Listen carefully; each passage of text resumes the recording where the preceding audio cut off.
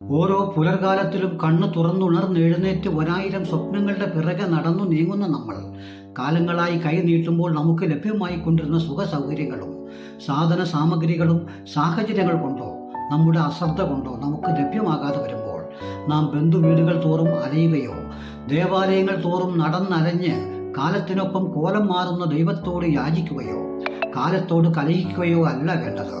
ഈ കാലത്തെ ഇങ്ങനെ ആക്കി തീർക്കുന്ന ഒരു വ്യവസ്ഥിതിയുണ്ട് എന്നും ആ വ്യവസ്ഥിതിയെ ഇങ്ങനെ ആക്കി തീർക്കുന്ന ഒരു വർഗമുണ്ട് എന്നും ആ വർഗത്തെ കണ്ടെത്തി അവരോട് പോരാടുകയാണ് വേണ്ടത് എന്നും നമ്മൾ തിരിച്ചറിയണം.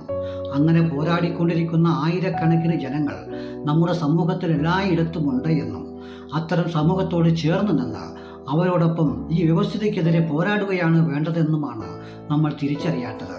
അതല്ലാതെ ഇതെല്ലാം എൻ്റെ വിധിയാണ് എന്ന് സമാധാനിച്ച് അടങ്ങി ഒതുങ്ങി ഒരിടത്ത് കഴിഞ്ഞുകൂടലല്ല നമ്മുടെ ജീവിതം.